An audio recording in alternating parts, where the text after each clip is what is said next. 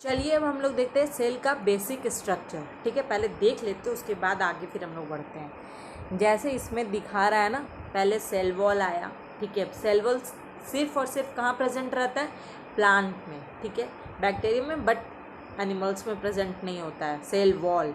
और plasma membrane या cell membrane बोले तो वो दोनों में प्रेजेंट रहता है, प्लांट में भी एज वेल एज एनिमल्स में भी। ठीक है, फिर उसके अंदर क्या होता है? न्यूक्लियस होता है। ठीक है, ये इम्पॉर्टेंट पार्ट है, बहुत इंपॉर्टेंट पार्ट है सेल का। फिर उसके सराउंडेड क्या पता है? साइटोप्लाज्म। ऐसे मैं एक बार और एक्सप्लेन कर दे रही हूँ फिगर बना के। ये रहा आपका सेल वॉल, कहाँ प्रेजेंट है? प्लांट में ओनली। ये हो गया प्लाज्मा से प्लाज्मा मेम्ब्रेन, अंदर हो गया न्यूक्लियस, और इसके जो ये खाली है पूरा फ्लूइड का बना हुआ साइटोप्लाज्म। साइटो मतलब होता है सेल। ठीक है, अब प्लाज्म में होता है, प्लाज्मा में मतलब होता है फ्लूइड। एक्चुअली ये बायोलॉजी टर्म है, इसीलिए केमिस्ट्री से इसको रिलेट नहीं कीजिएगा। ठीक है, प्लाज्मा अभी बायो में इसको कहा गया है फ्लूइड। ठीक है, यहाँ पे नाउ न्यूक्लियस। न्यूक्लियस क्या है ना, ये बहुत इम्पॉर्टेंट पार्ट है सेल का, बहुत इम्पॉर्टेंट पार्ट है। ठीक है, कैसे बता रही हूँ। एक्चुअली जैसे एग्जाम्पल ले लो, हमारा बॉडी में सबसे इम्पॉर्टेंट पार्ट क्या है? ब्रेन। पूरा जितना सिस्टम का फंक्शन है सब कौन डील कर रहा है? ब्रेन डील करता है, किसको क्या करना है, कैसे क्या करना है। ठीक है, तो ऐसे ही समझ लो न्यूक्लियस भी एक ब्रेन है, किसका? सेल का। ठीक है, आगे हम लोग देखेंगे। सबसे पहले ये क्या, इसको किसने डिस्कवर किया था? कौन लाया था? सेल को लेके आया रॉबर्ट हुक ने। ठीक है, तो दिमाग में जब मैंने ऑनियन पिल्स का एग्जाम्पल लिया था, वहाँ स्ट्रक्चर बताया था, उसके अंदर न्यूक्लियस है तो बताया था ना। तो फिर उसके बाद तो समझ में आ गया होगा। पर न्यूक्लियस को डिस्कवर किसने किया? रॉबर्ट ब्राउन ने। कब? 1831 में। ठीक है, बहुत इंपॉर्टेंट क्वेश्चन है, प्लीज़ इसको लिख लो, याद कर लो, जो करना है कर लो, पर दिमाग में भेजे में डाल लो। ठीक है, ना बता दिया nucleus are also called brain of the cell. ठीक है, समझ में आ गया। ये तो मैंने क्यों ब्रेन ऑफ द सेल, क्योंकि सारा फंक्शन इंफॉर्मेशन स्टोर करके रखता है सारा सेल का, एज वेल एज जिस ऑर्गेनिज्म का बात हो रहा है उसका भी सारा इंफॉर्मेशन स्टोर करके रखता है न्यूक्लियस। ठीक है, और फंक्शन भी कौन करवाता है पूरे सेल का? न्यूक्लियस। ठीक है, हमेशा याद रखो। नौ स्ट्रक्चर देख लेते। ये डबल बाउंडेड मेम्ब्रेन होता है। ठीक है, न्यूक्लियस का भी होता है ना, डबल बाउंडेड मेम्ब्रेन होता है, ऐसा होता है। ऐसे रफ डायग्राम बता रही हूँ, सीरियस मत हो जाना कोई। ये हो गया सेल वॉल, ये सेल मेम्ब्रेन, यहाँ सेल है ना, तो इसके अंदर साइड ये होता है क्रोमोसोम होता है, उसके बाद ये न्यूक्लियस होता है। ठीक है, समझ में आ गया। न्यूक्लियस के अंदर ही क्रोमोसोम होता है, वही स्टोर करके रखता है सारा इंफॉर्मेशन। ओके, नाउ ये तो बता दिए क्या फंक्शन, ये तो बता दिए। Control centre of the cell मतलब क्या? कौन कंट्रोल करके रखता है सेल का? सब न्यूक्लियस। ठीक है, और information store hereditary information. Of course है कि जिसका हेरिडिटी का पता चलना होता है डीएनए के थ्रू पता चलता है। डीएनए कहाँ है? क्रोमोसोम के अंदर। क्रोमोसोम कहाँ है? न्यूक्लियस के अंदर। और पता है आरएनए और प्रोटीन ये खुद बनाता है। मेक राइबोसोम, राइबोसोम का बात आ रहा है, आगे मैं बताऊंगी। ऐसे राइबोसोम प्रोटीन सिंथेसिस का ही काम करता है। ओके, ना कुछ इंपॉर्टेंट नोट्स है, जैसे कि मैंने बताया न्यूक्लियस के अंदर, न्यूक्लियस कंटेन क्रोमोसोम। क्रोमो मतलब कलर, जोम मतलब थ्रेड। पहले भी बताया, दिमाग में डालो, अभी भी बता रही हूँ। ठीक है, एक्चुअली ना क्रोमोसोम कब दिखता है पता है? जिस इसमें visible as rod shape structure कब दिखता है? जब सेल का जब डिवीजन बताया था ना, सेल जब डिवाइड होता है उस टाइम में क्रोमोसोम देख सकते हैं। कैसा दिखता है? रॉड शेप का होता है। ठीक है, नाउ न्यूक्लियस क्या कंटेन किया? क्रोमोसोम। क्रोमोसोम क्या कंटेन किया? डीएनए। और ये सब सारा इंफॉर्मेशन स्टोर करके रखते हैं इनहेरिटेंस, जैसा कि नेक्स्ट जनरेशन, हमारे पेरेंट्स का जो हेरिटेंस कुछ तो मिला होगा ना, तो उस जनरेशन से हमारे जनरेशन, फिर हमारे जो बच्चे होंगे उनका जनरेशन, सबका इंफॉर्मेशन हमारे डीएनए के थ्रू मिलता है। Okay, got it. Now cell wall. Cell wall सिर्फ और सिर्फ कहाँ प्रेजेंट रहता है? पहले से ही बोलते आ रही हूँ और अभी बोल रही हूँ, कहाँ? प्लांट में। ठीक है, चलो। और एक बात और, जितना भी क्वेश्चन आती है ना बायोलॉजी की, स्ट्रक्चर एंड फंक्शन, ये हमेशा याद रखो, सबका स्ट्रक्चर और फंक्शन याद करके रखो, क्या कि आपकी बायोलॉजी की क्वेश्चन यही आती है, ऐसे ही आती है, ठीक है। नाउ इसका एक स्ट्रक्चर देखो, जैसे ये बोल रहा है, ये सेल वॉल का बात हो रहा है, फिर प्लाज्मा मेम्ब्रेन का बात होगा, फिर न्यूक्लियस का बात होगा, फिर साइटोप्लाज्म हो जाएगा उसके, फिर बहुत सारा ऑर्गेनल होते हैं, ठीक है, ये सब होते हैं। जो ये सेल वॉल है, ये क्या कर रहा है, प्रोटेक्शन का काम कर रहा है, मतलब किसी चीज़ को ना, एक्सटर्नल चीज़ को अंदर नहीं आने दे रहा है और इंटरनल चीज़ों को बाहर नहीं जाने दे रहा है। एक्सटर्नल मतलब बाहर, इंटरनल मतलब अंदर, ठीक है। ना किसी ऐरे गैरे चीज़ को बाहर से अंदर आने जा रहा है, अंदर नहीं आने दे रहा है, ना अंदर से बाहर आने दे रहा है। Okay, this got it. चलिए आगे हम लोग देखते हैं। देखिए, provide support and protection of the cell बता दिया, और ये lies outside of the cell membrane या प्लाज्मा मेम्ब्रेन। क्या है कि सबसे पहले तो सेल वॉल आता है, उसके बाद प्लाज्मा मेम्ब्रेन आता है, तो वो सबसे सेल मेम्ब्रेन के बाहर ये प्रेजेंट रहता है। ये सिर्फ प्लांट, एल्गी, फंगी और मेनी बैक्टीरियम फाउंड होता है, बट एनिमल्स में नहीं होता है, ठीक है। Now plasma membrane, cell wall के बाद क्या आता है, प्लाज्मा मेम्ब्रेन। ये दोनों जगह प्रेजेंट होता है, animals as well as plant. Okay, ये इसका फंक्शन क्या है, ये फिजिकल बैरियर फॉर्म का काम करता है सेल का, ठीक है। जैसे separate internal and external involvement, selectively permeability, ये मैं बताऊंगी। हुआ क्या कि ये तो दोनों चीज़ में प्रेजेंट होता है, ठीक है। अब ये है सेल वॉल, ये हो गया प्लाज्मा मेम्ब्रेन, ये हो गया न्यूक्लियस। फिजिकल बैरियर बोल रहा है, इसका मतलब बैरियर मतलब बाउंड्री जैसा काम कर रहा है। ये बोल रहा है ना, एक्सटर्नल और इंटरनल इन्वायरमेंट मतलब सेलेक्टिव चीज़, अगर कुछ बाहर से कुछ उसके यूज़ का आ रहा है तो तभी उसको अंदर आने देता है, ठीक है।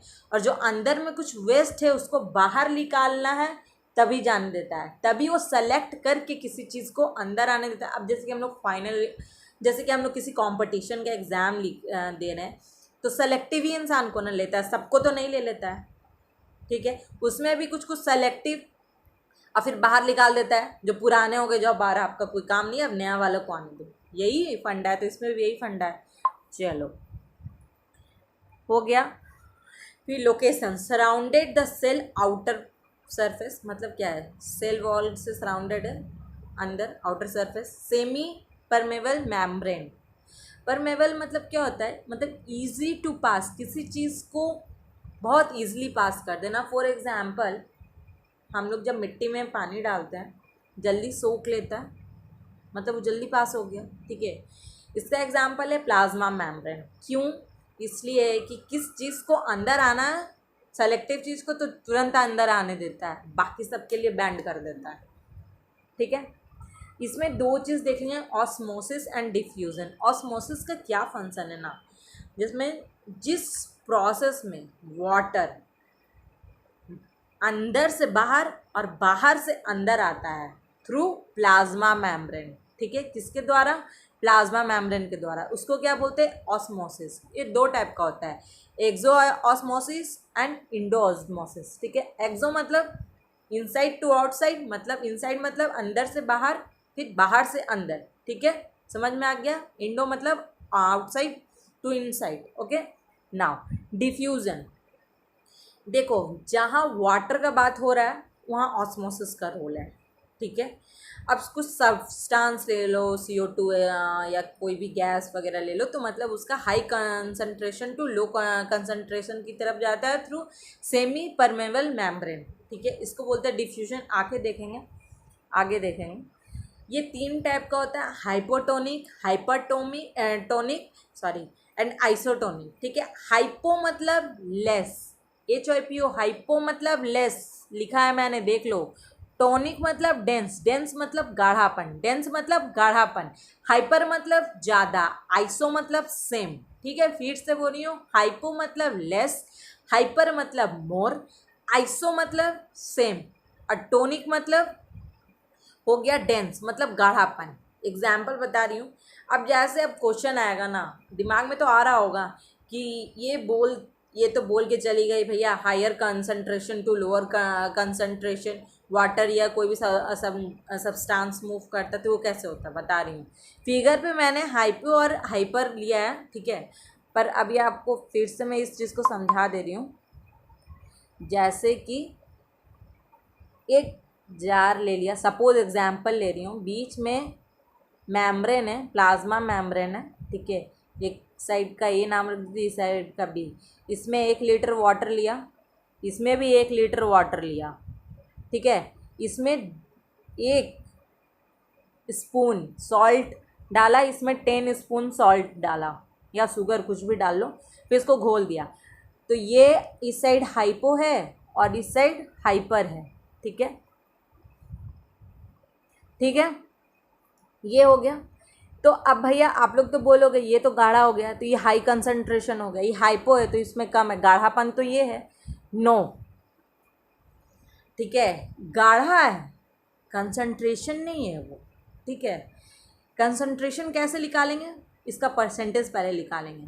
तो ए वाले में जो हाइपो है, इस वाटर कितना है, अमाउंट है, कंसंट्रेशन नहीं है, ठीक है, 1 लीटर और 1 स्पून, मतलब 99% यहाँ वाटर है और 1% क्या है, सॉल्ट है।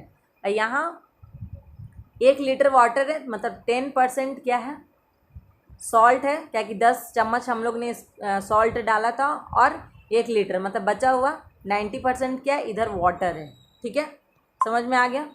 इसमें भी वही है, तो निकल गया, ठीक।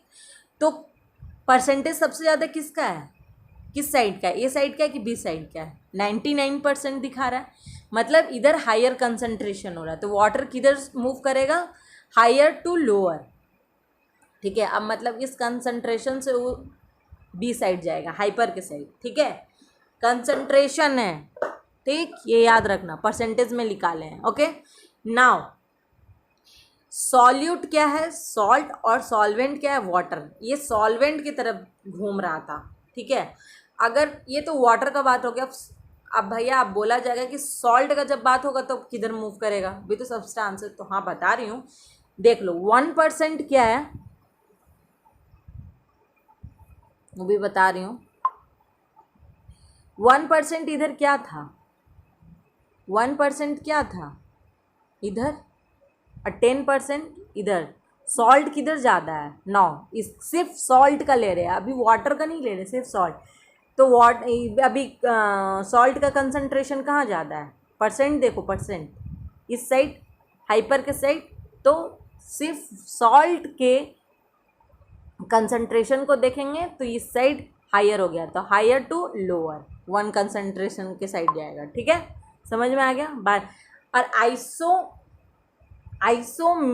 आइसो मतलब सेम बताएं, ठीक है, इसका भी देख लो, एक्सप्लेन कर दे रही हूँ। अब आइसो मतलब ये 2 ले लिए, बीच में प्लाज्मा मेम्ब्रेन है, ए और बी।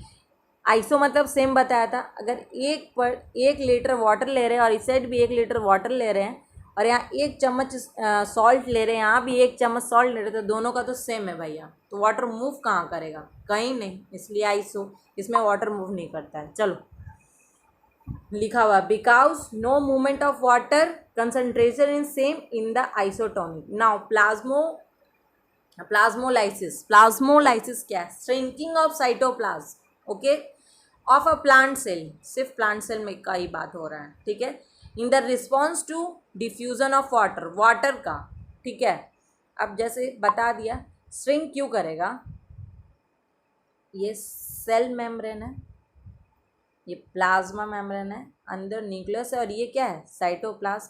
ये कब श्रिंक करेगा, मतलब क्या होता है, निचोड़ना, ठीक है, तब होगा जब इसका वाटर बाहर मूव कर जाएगा, ठीक है, ठीक है, जब वाटर बाहर निकल गया इसका, तब ये क्या हो जाएगा, सिकुड़ जाएगा, सिकुड़ मतलब सिकुड़ जाना, ठीक है, तब ये श्रिंक करेगा, कब, इन द रिस्पॉन्स ऑफ वाटर, ठीक है।